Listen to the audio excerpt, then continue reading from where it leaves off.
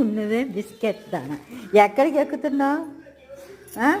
Biscuit ఇవ్వాలా? పప్పి చూడండి మా మమ్మీని బిస్కెట్ అడుగుతుందో ఇవ్వు ఇవ్వు ఈయన కాళ్ళతోటి చేతులతోటి ఈయన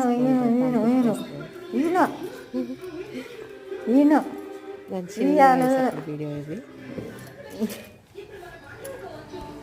ఇయ్యాను బిస్కెట్ ఇయ్యను.